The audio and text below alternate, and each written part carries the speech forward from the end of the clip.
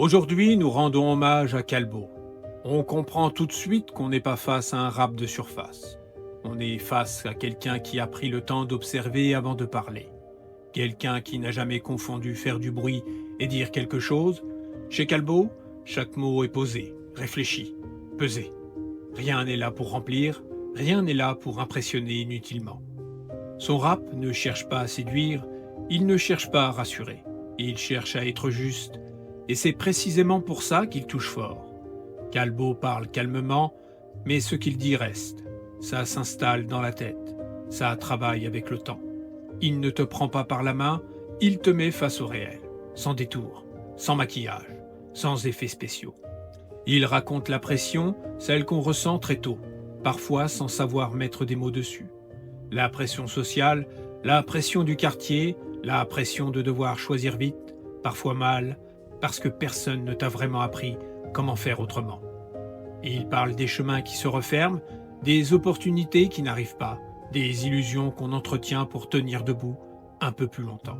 Il ne glorifie ni la galère, ni la réussite, il décrit les mécanismes, comment certains tombent, comment d'autres s'adaptent, comment beaucoup encaissent en silence.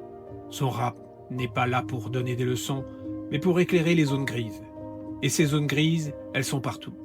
Avec Arsenic, il a construit un rap dense, exigeant, un rap qui demandait de l'attention. À l'époque, il fallait écouter vraiment, pas juste entendre le refrain, il fallait suivre le fil, comprendre les silences, capter ce qui n'était pas dit frontalement. C'était un rap qui respectait l'intelligence de ceux qui l'écoutaient. Calbo n'a jamais crié pour exister, sa force, c'était la retenue. Une colère contenue, maîtrisée, transformée en lucidité. Et cette retenue donnait encore plus de poids à ses textes.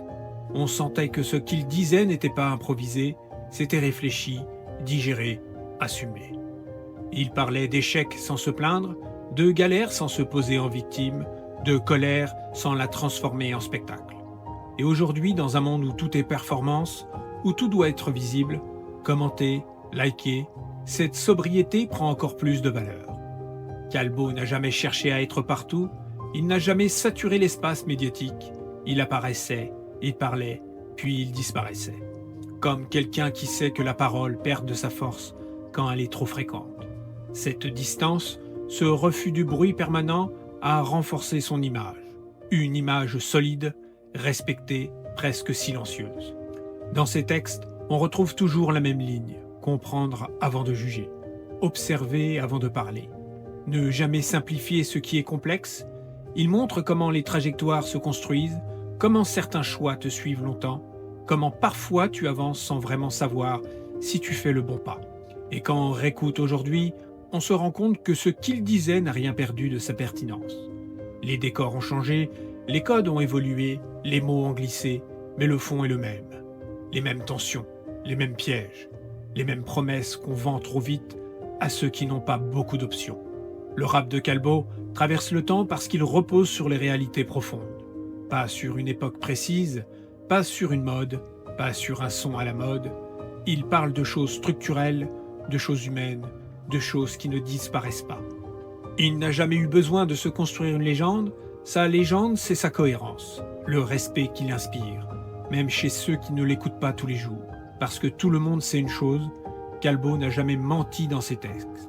Il représente ce rap de l'ombre, celui qui ne cherche pas la lumière mais qui éclaire quand même. Celui qui ne promet rien mais qui apprend beaucoup. Un rap qui ne s'écoute pas distraitement mais qui accompagne, qui reste, qui revient parfois quand on traverse des moments similaires. Cet hommage, ce n'est pas de la nostalgie facile, c'est une reconnaissance.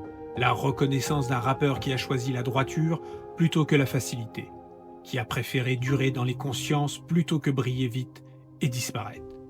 Calbo a montré qu'on pouvait faire du rap sans se renier, sans changer de masque, selon l'époque. Sans vendre son discours pour rester visible, il a prouvé que la sincérité, même discrète, finit toujours par laisser une trace. Et cette trace, elle est là, dans les textes, dans les esprits, dans cette manière unique de dire les choses sans jamais en faire trop. Parce que certaines voix ne crient pas, elles restent.